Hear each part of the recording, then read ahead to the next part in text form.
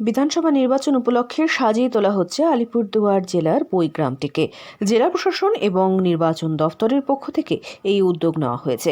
নির্বাচন উপলক্ষে এই গ্রামটিকে মডেল গ্রাম তৈরি করা হচ্ছে। সম্প্রতি নির্বাচন দপ্তরের ডেপুটি ডাইরেক্টর অপূর্ব কুমার সিং এবং রঞ্জিত শ্রীবাস্তব আলিপুরদুয়ার জেলার কালচিনি বিধানসভার পানিছোড়া এলাকার এই বৈগ্রাম এলাকার বাসিন্দাদের সঙ্গে দেখা করে কথা বলেন।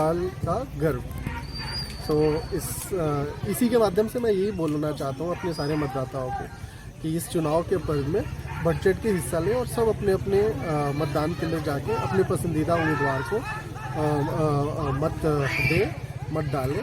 और ये पूरा चुनाव एक बहुत ही पीसफुल इन्वायरमेंट और एक बहुत ही फेस्टिव इन्वायरमेंट में होगा। আলিপুরদুয়ারের জেলাশাসক ময়ূরী বাসু সহ প্রশাসনিক কর্তারা গ্রামটিতে ঘুরে গিয়েছেন। গ্রামটিতে নির্বাচন উপলক্ষে কিয়স্ক বসেছে, সেলফি জোন রাখা হয়েছে অনেকগুলি। এছাড়াও এই গ্রামে নানান জনজাতির শিল্পীরা তাদের নাচ গানের মাধ্যমে ভোট নিয়ে সচেতনতা চালাচ্ছেন।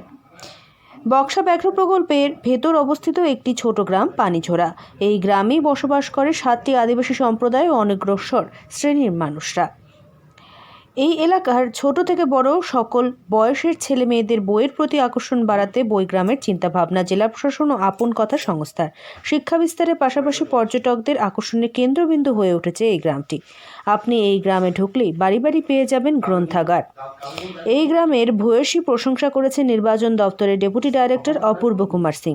তিনি জানান, শিক্ষার আলো ছড়িয়েছে এই গ্রাম, নির্বাচনের সচেতনতা ছড়িয়ে দেবে এই গ্রামই। একটি উৎসব হয়ে উঠুক নির্বাচন, এটাই তারা বর্তমানে চাইছেন। এই গ্রামসহ আলিপুরদুয়ার জেলায় সুষ্ঠুভাবে নির্বাচন সম্পন্ন করতে সব রকমের ব্যবস্থা রেখেছে আলিপুরদুয়ার জেলা প্রশাসন এবং নির্বাচন কমিশন। এই গ্রামের মানুষদের সঙ্গেও তারা কথা বলেছেন। এই গ্রামের মানুষেরা সম্পূর্ণ সহযোগিতা করবেন বলে আশ্বাস দিয়েছেন। আলিপুরদুয়ার থেকে অনন্যাদের রিপোর্ট, লোকাল 18 বাংলা।